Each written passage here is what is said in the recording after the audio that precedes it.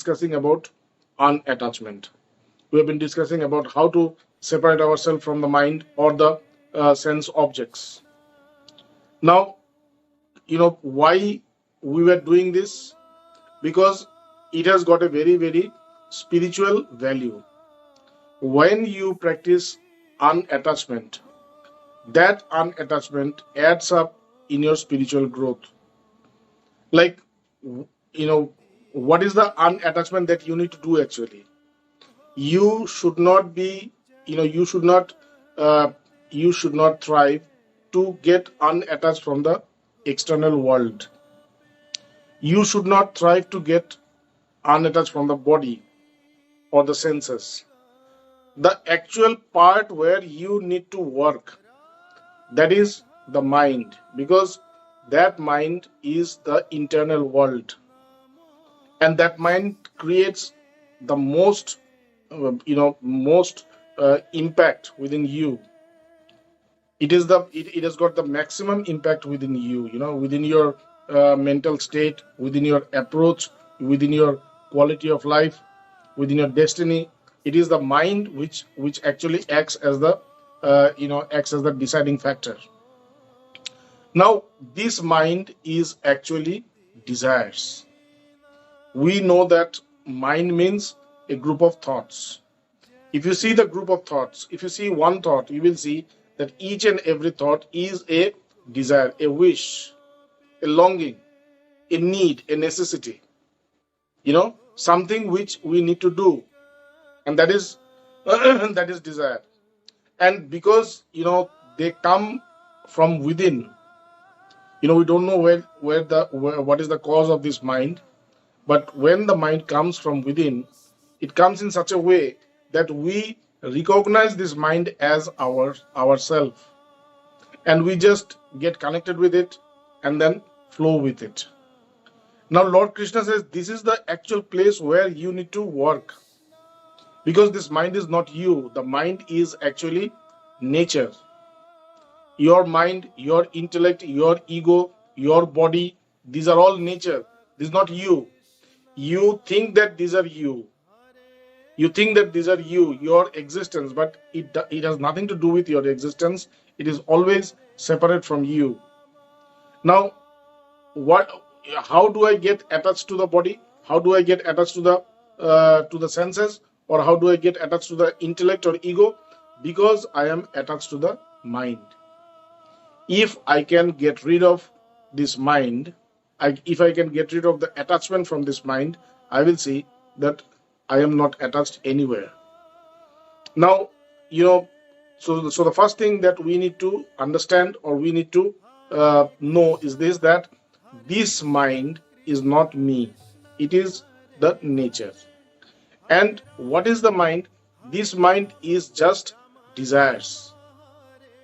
And and what should I do? I cannot stop these desires, because this mind is not me. Because this mind is not me, I cannot stop this desire. I cannot have any control over this desire, because it does not belong to me. A thing which belongs to me can be controlled by me. A thing which it does not belong to me, how can I control it? Nobody can control that. So I cannot control the mind. I cannot regulate the mind. I cannot stop the mind. What I can do, I can remain separate from the mind. So this is where the unattachment actually comes into play. All this time we have been talking about unattachment. Why? Because this is the only thing which acts as the key in the success of spiritual of spiritual growth. So when I become unattached to the mind, when I stay away from the mind, means when I stay away from each and every wish that comes to me, then what happens? So I need to stay away from each and every wish or each and every thought that comes to me. Now, how can I stay away from that? I can stay away from that only when I can stay along with me. I am the entity, the real entity, the real existence. I say that this is my mind. So when I say that this is my mind, it means that this mind is not me. I and the mind is two different things. So there is this I, which is the observer of the mind. I say that my mind is good. The mind is bad. The mind is happy. The mind is sad. In each and every aspect, I am the observer of the mind. I am not the mind. So there is this entity called me, which always remains, unmanifested. Why it remains unmanifested? Because I am not aware of this. I am always aware about that which is manifested, and that which is manifested is the mind. So I have to start practicing. I have to start practicing to be aware about that unmanifested.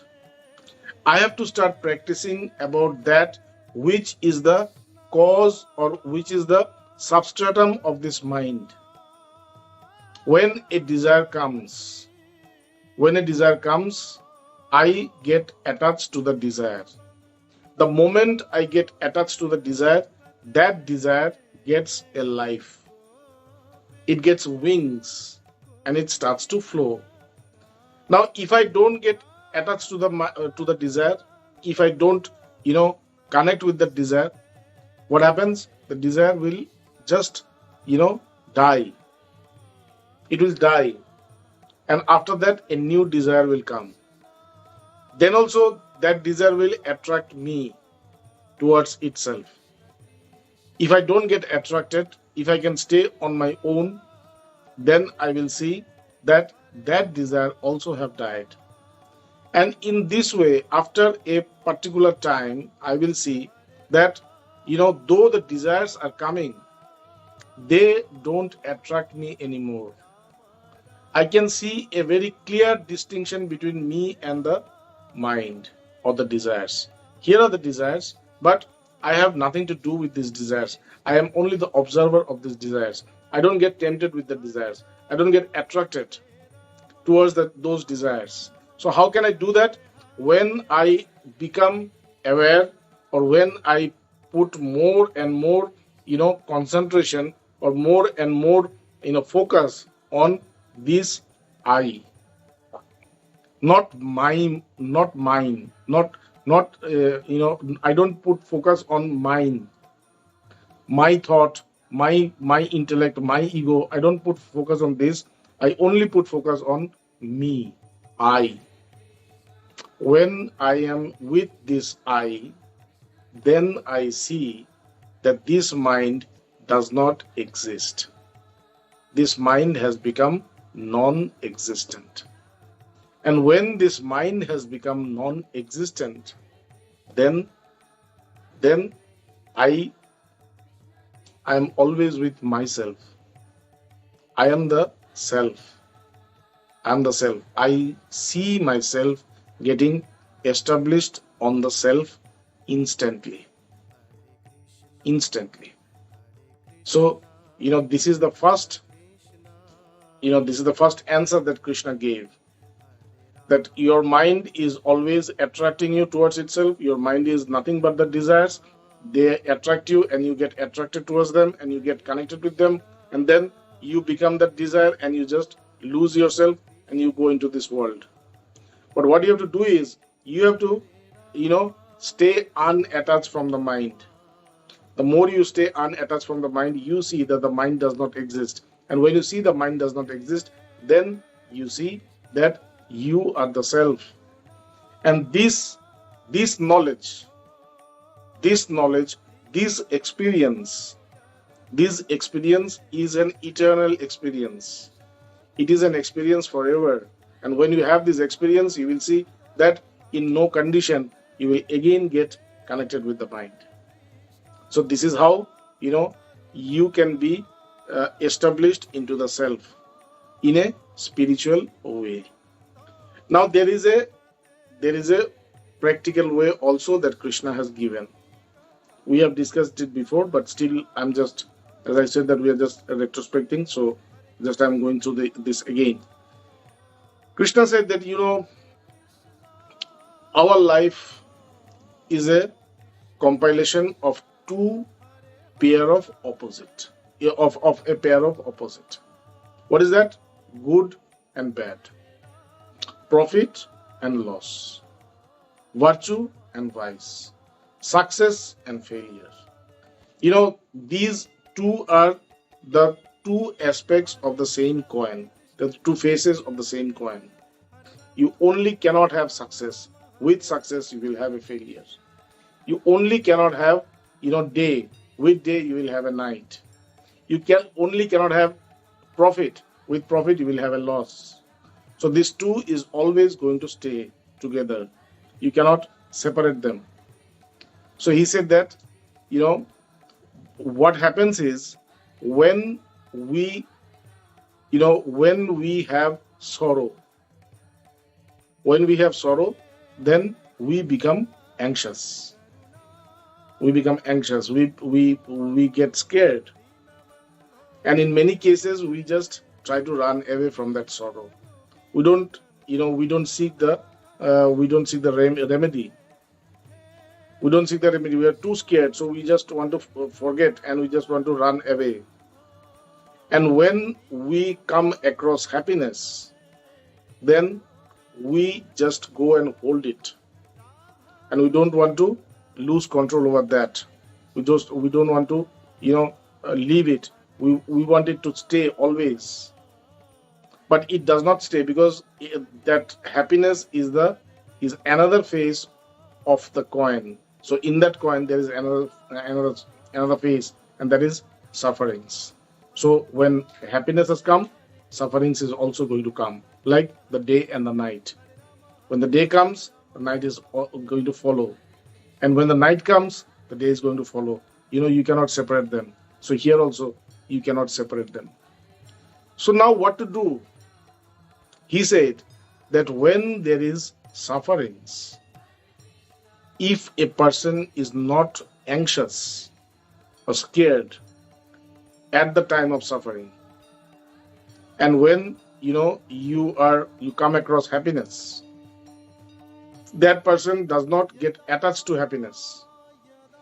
He doesn't cling on. He doesn't hold it. He's happy because of happy times, but he knows that this happiness is not going to stay. It's going to change. It's again going to become unhappy.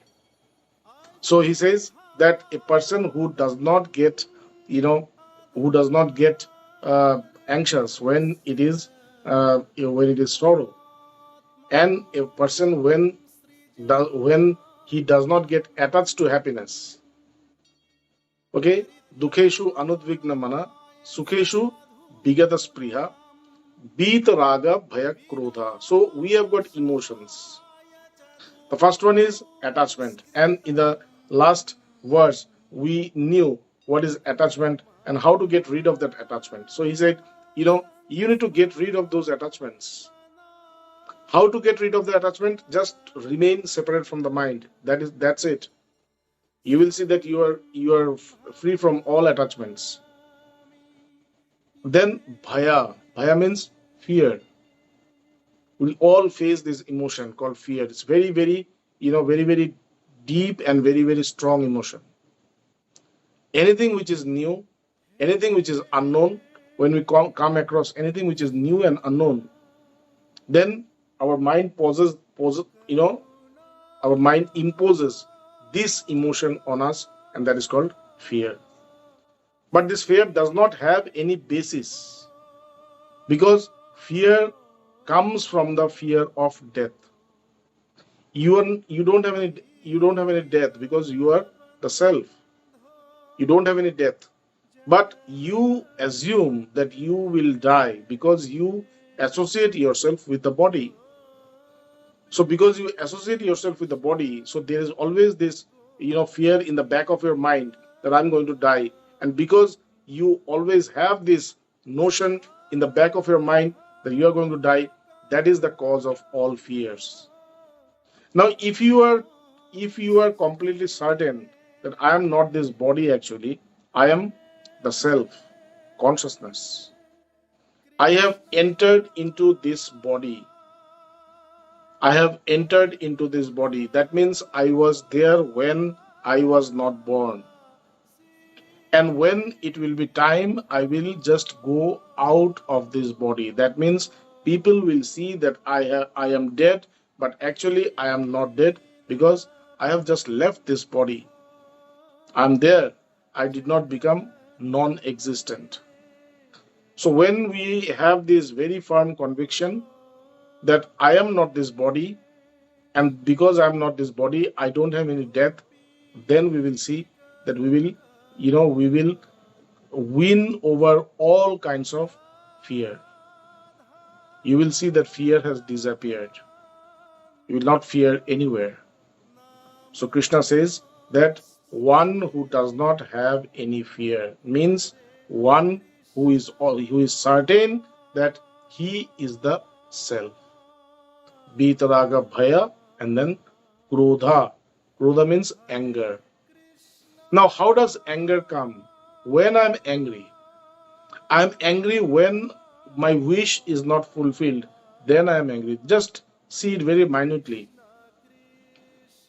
Observe yourself, observe your mind. Which are the position, which are the points when you get angry? You're not generally angry, but sometimes you are angry. Now, try to find out the cause of your anger. You will see the cause of your anger is not another person. The cause of your anger is not an event. The cause of your anger is nothing which is outside. The cause of your anger is that it didn't happen the way you wanted it to happen. That means your desires are not fulfilled. When your wish has not fulfilled, then you become angry. So how to get rid of anger? When I will not have any desire, then I will not have any anger. That's all. And how I will not have any desire? When I will not get attached with any desire. When I am not getting attached to my mind, then I am free from all desires. And when I'm free from all desires, then I will see that I don't have any anger. I'm always calm. I'm always quiet, happy, at peace. I'm at peace. So, it says that a person who does not have attachment, a person who does not have any fear, a person who does not have any anger, this person is actually established in the self. Okay? Now, he talks about something else. Now we are going to analyze what is the meaning of what he said next. He said, Ya sarvatrana bhisneha yat tat prapya subhashubham nabhinandati nadveshti tasya pragya pratishtita. He said, prapya, that is obtainment, attainment. What do we attain? We not only attain success, we also attain failure. We not only attain that which is dear to us, we also attain that which is not dear to us. We attain that which we love, which we like, which we hope, which we wish, and we also attain that which we do not love, which we do not hope, which we do not like, which we do not wish. So we have two different approaches in these two, attainments. The one which we like, our approach is very, very simple. We like it. We like it, we love it, we embrace it. And we want it to remain, with us forever. And that attainment which we do not like, we don't like it, we don't love it, we don't embrace it, we don't accept it. We hate it, we reject it. We hate it, we reject it. We just throw away. We get away from that. So he said that when there is auspiciousness and when there is inauspiciousness. These two are also attainment. Sometimes you might attain auspiciousness, sometimes you might attain inauspiciousness. So he said that, when we have the same approach, the same treatment, the same kind of acceptance during inauspicious and auspicious attainments. During inauspicious and auspicious attainments, then what happens? Na vinandati na dveshti. When something comes to us, we do not praise it because we like it so much. We do not start, singing the song of praise. And the thing that that comes to us which we don't like, we do not reject it. We do not criticize it. We have the same kind of approach in both the cases. Then what happens? Tasya pragya pratishtita. This person who can have the same kind of approach in all these conditions, all these attainments, for that person, he is established into the self. Then he says that, the next one he says that yada, this is also very, technical and very practical. We can practice this one that he said. He said, yada sangrahate chayang kurmanga niva sarvasha indriyani indriyathebhya tasya pragya pratishtita. It says that, we have seen tortoise. Tortoise has got a shell. So when somebody attacks a tortoise, what does the tortoise see? That if something is powerful than us, then the tortoise, what he does is he just goes into that shell. And his shell is so strong that nobody can break that shell. It's very difficult, If you take a seesaw and if you try to cut that shell, you will see it's impossible. It's so hard, so rigid. So, they have got a shell, and when they see that there is some attack and there is some danger in front of them, they just go they retreat inside the cell, inside the shell. So we also have to learn to retreat. We approach. Our life is, approach. We all approach life. But we have to learn the art of retreat. We also have to, learn how to retreat and when to retreat. So when, I see that I'm getting attached to things. I'm getting attached to my consciousness, my awareness is kind of evaporating into this world. I'm trying to meditate. I'm trying to keep myself, still. I'm trying to keep myself, I'm trying to keep myself integrated into the self, into this consciousness. But I see that I feel powerless, and I just feel that I'm evaporated into this external world or into the mind. In those cases, I have to recognize that I am in danger. So what should I do? I have to retreat at that time. Now, how can I retreat, and how can I retreat from there? He says, Indriyani indriyathebhya. Our senses. We have our senses. Like these 5 senses: eyes, ears, nose, tongue, and skin. So these are the 5 senses. And there are 5 sense objects. Like the object of eye is form. The object of ears is sound. The object of nose is smell. The object of tongue is taste. And the object of skin is, touch. So these 5 objects are our main enemies actually. They are the one which always attracts us. They are the one which always attracts us towards them, and that is how we lose ourselves, we lose our consciousness, and we become more aware, more conscious about this world. Now he says Indriyani Indriyathebhya. He says that we need to separate our senses from the sense objects.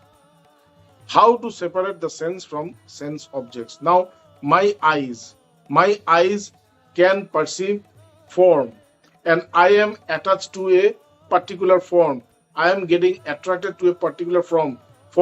So what is happening? My eyes, through my awareness through the eyes, it is going evaporated into that object, into that form, and I am just going away from myself. Now I have to separate myself from the object. And how to separate myself from the object? When I can separate my sense objects and my senses. So what does it mean? Senses means my awareness is also on the senses. And because my awareness is on the senses, it is that awareness which is getting, evaporated into the sense object. Now I have to bring that awareness from the sense to the self. I don't need to reject the sense object. I don't need to close my eyes because if I am tempted by a particular form, I close my eyes and then I get disconnected with that form. This is not a solution, because though you can disconnect yourself from the sense and the sense objects by shutting the sense, but the object has already made its place. The object has already made its place into your mind, into your awareness. So the object is not in the senses. The object is actually not in the world. The object is in your awareness. So if you shut your senses, then it will not do, because it's already there. So what you need to do is you need to retreat your awareness from the senses to your self. Like you will see, but you will not see. Many times what happens? I'm reading a book and somebody came and somebody is talking to me. But my concentration in the book is so much that I did not notice that person come or speak. Though that person came, spoke, and went away, I saw nothing, I heard nothing. Why? My awareness was not there. My awareness was in the book. So if my awareness can be in the book, if my awareness if my book awareness can make me get rid of the external objects, then the awareness of the self is more powerful, it's more strong, it's more integrated, and so this awareness can get you rid of all the sense objects.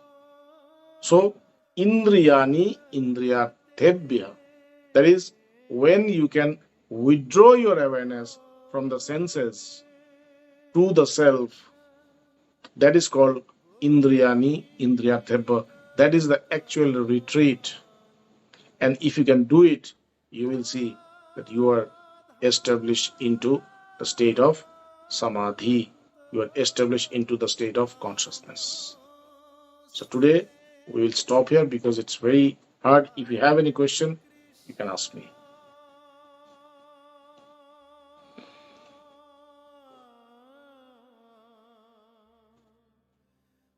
I have to listen again because you gave a lot of information. Yes. Still, Yes, thank you. I will upload this today. I will upload this today. You will get it. You will get the video again. Listen to it again, and then we can discuss about it. Okay? The video, you put the videos always online on your account On the or YouTube. not? On the Yes. YouTube, in the Facebook also I do. Oh, yeah. Okay, thank you. Yes, it's very beautiful. Actually, it's so simple, but we are so often distracted. Yeah, because it is something which needs to be practiced. If you practice Yes, it, we have to. you will see that slowly it has come to your nature, and then this will be very simple. Actually, it's simple. It is only being with yourself. But this one, because we are used to being with others, we are used to being with other object. So being with ourselves is not normal to us. So when we start practicing it, it becomes normal, and then we see that this is the best thing to do. It's the best thing to carry on our life. Thank you. I made some notes so that, and I will put it next to my bed, and I will read it every day. Bhagwan gave me an exercise actually in London. Exactly what is this about? He learned me. Well, I was on another place as Bhagwan, and then he spoke in my heart, watch your mind. And suddenly there was on stage a scenery, and it was beautiful because the people try to involve me in raak and dwees, to get in their story. But I heard all the time Bhagwan say, watch your mind. So I could remain unattached. So, but it's so hard to do this every time. But it's the best exercise I get, actually. I'm very grateful for this. Thank you. Thank you.